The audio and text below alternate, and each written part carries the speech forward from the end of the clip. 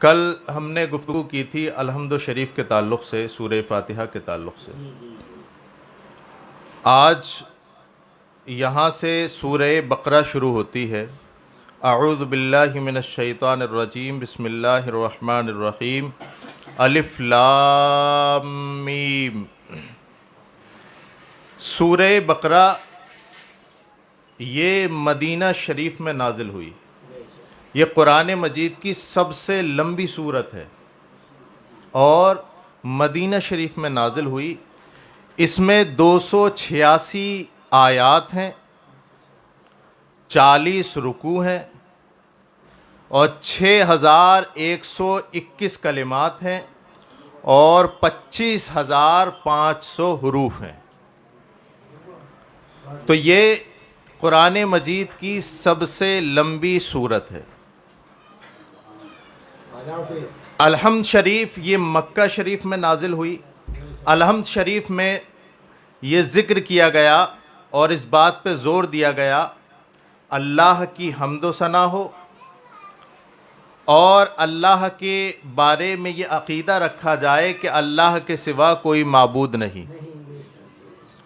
چونکہ یہ مکہ شریف میں نازل ہوئی تھی اور مکے میں اسلامی ریاست نہیں تھی، اس لیے زیادہ تر زور ایمان اور اعتقادیات پر دیا گیا۔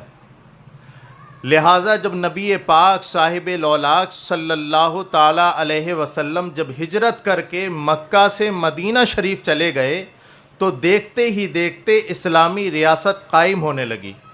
تو اب ضروری تھا کہ اعتقاد اور ایمانیات کے ساتھ ساتھ کچھ اور بھی نظام لاگو کیے جائیں، نظام حیات، سسٹم آف لائف، نظام عبادت، سسٹم آف ورشپ، اور پھر اس کے علاوہ نظام سیاست، نظام معاشرت، اکانومک سسٹم۔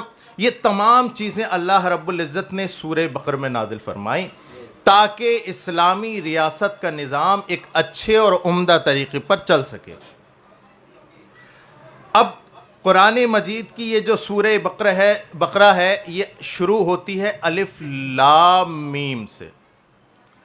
قرآن مجید آپ پڑھتے ہوں گے تو آپ کو اس طرح کے کلمات کئی جگہ ملے ہیں، جیسے یاسین، طٰہٰ، کاف ہا یا عین صاد، اس طرح کے کلمات کئی جگہ ہیں۔ میں آپ کو بتا دوں، جب سے یہ قرآن نازل ہوا ہے اور جب سے قرآن پاک کا ٹرانسلیشن اور ترجمہ شروع ہوا ہے، تب سے لے کر اب تک کوئی ان الف لام میم عین سین قاف یاسین طٰہٰ ان کا ترجمہ نہیں کر پایا ابھی تک۔ یہ جتنے بھی حروف مقطعات ہیں اس کا علم اللہ اور اس کی عطا سے اس کے رسول کو آتا ہے۔ اللہ کو بھی آتا ہے اور اس کی عطا سے اس کے رسول کو بھی آتا ہے۔ اب آگے اللہ ارشاد فرماتا ہے ذالک الکتاب لا ریب فیہ، یہ وہ کتاب ہے جس میں کوئی شک کی گنجائش ہے ہی نہیں۔ کیونکہ ہم نے سورہ فاتحہ میں دعا مانگی تھی نا کہ اللہ ہمیں سیدھے راستے پر چلا۔ اب اللہ نے فوراً سیدھا راستہ قرآن دے دیا کہ تم سیدھا راستہ تلاش کرنا چاہتے ہو تو دیکھو ذالک الکتاب لا ریب فیہ ھدی للمتقین، یہ وہ کتاب دے دی گئی تمہیں جس میں کوئی شک نہیں ہے اور یہ متقین تقوی شعار لوگوں کے لیے ہدایت ہے۔ اب سوال یہ پیدا ہوتا ہے بھئی قرآن تو سب کے لیے ہدایت ہے، تو یہ تو قرآن کہتا ہے کہ یہ متقین کے لیے ہدایت ہے، حالانکہ قرآن تو ہر بندے مومن کے لیے ہدایت ہے۔ تو یہاں پر رک کر میں یہ عرض کرنا چاہوں گا کہ قرآن یقیناً اسی شخص کے لیے ہدایت ہے جو سدھرنا چاہے۔ اب متقین کون ہوتے ہیں تو اس کی کوالٹی خود قرآن نے 3 طرح سے بتائی۔ الذین یؤمنون بالغیب، وہ لوگ جو اللہ پر بن دیکھے ایمان لے آئے، وہ متقی لوگ ہیں۔ جو ہمارے ایمان کی اساس و جڑ بن دیکھے کلمہ پڑھنا ہے، ہم نے اللہ کو نہیں دیکھا پھر بھی اسے وحدہ لا شریک مان لیا، ہم نے رسول کو نہیں دیکھا لیکن پھر بھی کلمہ پڑھ لیا، ہم نے اپنے رسول پر یہ کتاب نازل ہوتے ہوئے نہیں دیکھی پھر بھی مان لیا، تو ہماری بنیاد ایمان کی بنیاد ہی بن دیکھے ایمان لانا ہے۔ مجھے ایک حدیث یاد آتی ہے کہ سرکار دو عالم صلی اللہ تعالیٰ علیہ وسلم ارشاد فرماتے ہیں کہ اے میرے صحابہ ذرا یہ بتاؤ ای الخلق اعجب الیکم ایمانا، اے میرے صحابہ یہ بتاؤ تمہارے نزدیک مخلوق میں کس کا ایمان ایسا ہے جس پہ تمہیں تعجب ہوتا ہے، جو قابل رشک ایمان ہے، ذرا بتاؤ کس کا ایمان ہے؟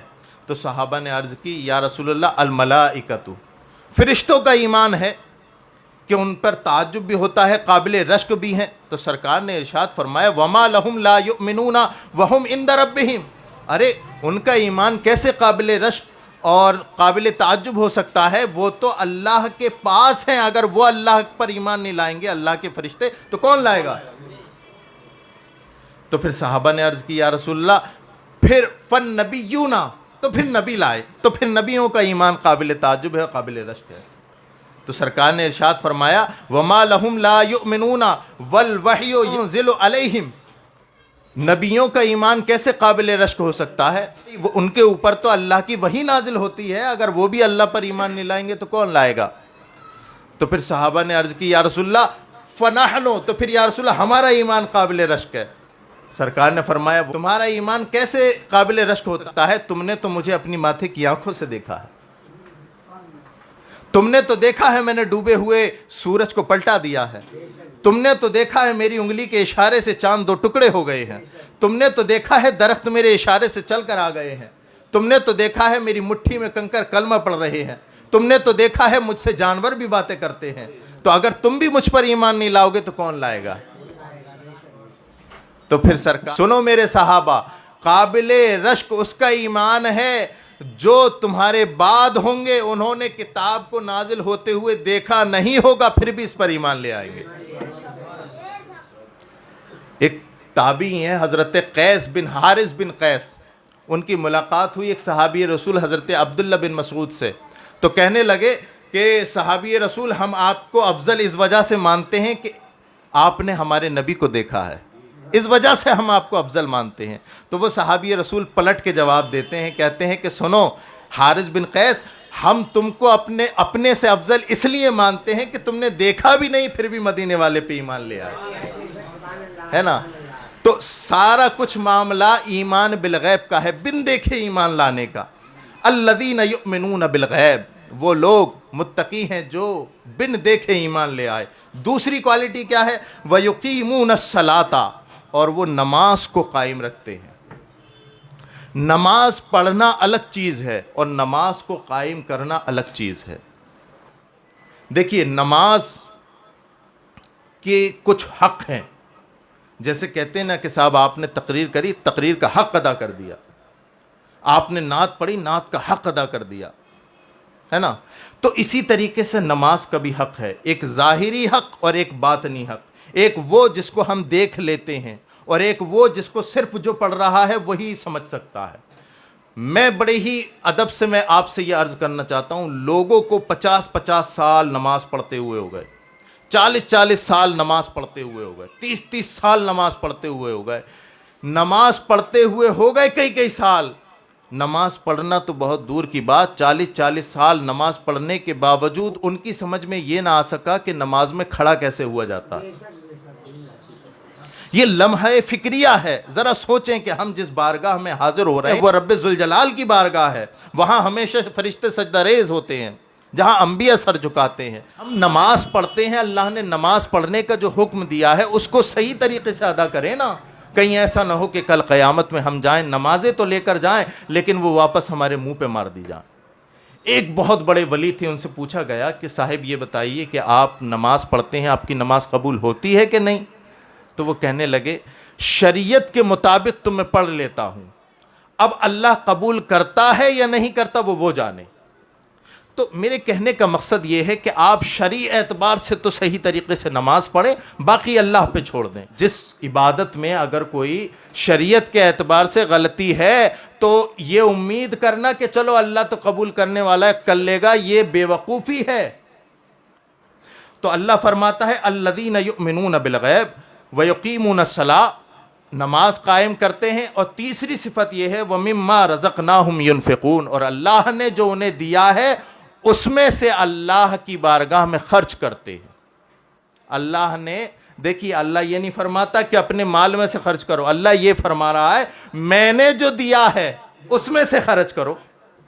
اب کوئی کہنے لگے میرے باپ کے اتنے پلاٹ، میرے باپ کے اتنے پلاٹ، میری اتنی جائیداد، میرے اتنے تمام کاروبار، میرے، ارے تیرا کیا ہے؟ تیرے باپ کا بھی ہے تو وہ بھی تو اللہ کا ہے۔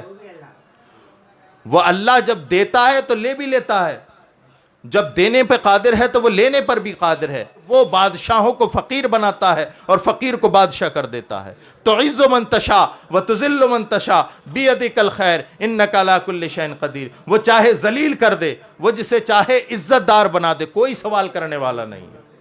تو اللہ نے جو دیا ہے اس میں سے اللہ کی بارگاہ میں خرچ کریں۔ اور یہ خرچ کرنا حدیث پاک میں ہے کہ بندے تو یہ نہ سمجھنا جو تیری جیب میں ہے وہ تیرا ہے، جو تیری جیب میں ہے وہ تیرا ہے، بلکہ سرکار ارشاد فرماتے جو تو نے اللہ کی بارگاہ میں خرچ کر دیا اصل میں وہ تیرا ہے۔ مما رزقناہم ینفقون، کہ اللہ کے دیے ہوئے رزق سے اللہ کی بارگاہ میں خرچ کریں۔ اللہ رب العزت اس مبارک مہینے کے صدقے ہمیں اللہ کی بارگاہ میں خرچ کرنے کی توفیق عطا فرمائے اور ہمیں متقی اور پرہیزگار بننے کی توفیق عطا فرمائے۔ وما علینا الا البلاغ۔ السلام علیکم ورحمۃ اللہ وبرکاتہ۔